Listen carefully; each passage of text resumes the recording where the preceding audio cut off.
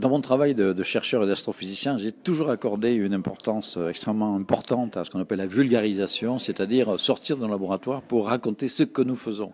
Et en particulier auprès de chefs d'entreprise, et notamment ceux qui appartiennent au réseau, dit le réseau APM, qui rassemble donc des clubs de dirigeants répartis un petit peu dans toute la France, y compris à l'étranger. Et j'ai le plaisir, en fait, voilà, de faire ces interventions depuis une bonne quinzaine d'années. J'ai fait déjà des 150 clubs, avec un sujet qui, a priori, semble bien éloigné des problématiques de l'entreprise, du management, de l'économie et de la finance, que j'appelle Dernière nouvelle de l'univers, où je brosse en fait une sorte de fresque sur l'état de nos connaissances actuelles, sur l'astronomie, l'astrophysique, les planètes, les étoiles, les galaxies, les trous noirs, les Big Bang et les problèmes les plus brûlants de la recherche scientifique sur un temps assez long, parce que ça dure 4-5 heures. On a le temps, effectivement, d'exposer les grandes problématiques. Et je trouve que c'est extrêmement enrichissant, en tout cas pour moi. J'espère que ça l'est, je pense que ça l'est également pour les participants, parce que après, bon, il n'y a pas de transposition directe, évidemment, à la pratique de management au jour le jour, mais voilà, ça donne d'abord une culture générale dans quel univers nous vivons aujourd'hui, avec beaucoup d'idées qui évoluent considérablement et qui en général nous émerveillent quand on commence à explorer un petit peu les mystères de l'univers. Qu'est-ce qu'il y a au fond d'un trou noir? Est-ce qu'il y a eu un avant le Big Bang, etc., etc. C'est toujours des questions qui fascinent. La vie ailleurs dans l'univers, bien entendu. Voilà, donc c'est ce sujet que j'essaie de faire passer. Je pense que ça marche plutôt bien. J'ai toujours une grande qualité d'écoute. Et puis ça finalement déclenche une réflexion tellement globale et avec, au-delà de la science, des réflexions plutôt de nature philosophique, métaphysique et culturelle. Et je crois que ça ne peut qu'effectivement enrichir la vie et la pensée du chef d'entreprise.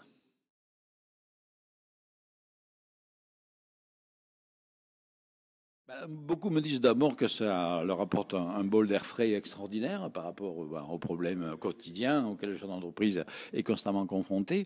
Mais ça fait partie réellement de la philosophie de l'APM, qui a été créée il y a plus de 20 ans maintenant, précisément dans le but que, d'une certaine façon, améliorer l'entreprise, c'est améliorer également la conception que se fait le chef d'entreprise, de la vie en général, donc avec une ouverture culturelle qui accompagne ce genre de choses. Donc voilà, je pense l'utilité de ces sujets comme le mien, qui semble a priori effectivement très décalé de l'entreprise, mais qui en fait je trouve réellement sa place dans cette chose-là, avec développer une forme de culture au sens extrêmement large du terme, et avec plein de leçons à retenir, notamment sur ce que l'on fait dans la recherche.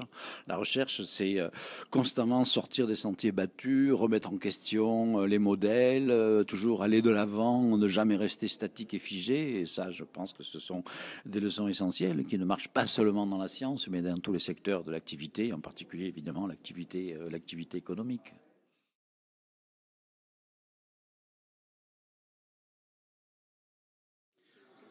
Alors on a aujourd'hui tellement d'instruments embarqués dans l'espace, au sol, entre les télescopes, les accélérateurs de particules, maintenant les détecteurs d'ondes gravitationnelles, qu'on a effectivement constamment des nouvelles du cosmos, certaines choses sont attendues, comme par exemple les ondes gravitationnelles, qui étaient quelque chose d'assez étrange et fascinant, prédit il y a exactement un siècle par Albert Einstein, qui viennent juste d'être mises en évidence expérimentalement. Donc on en a pas mal parlé. Mais ça, ce sont des choses attendues. Ce qui est encore peut-être plus intéressant, ce sont parfois des découvertes inattendues.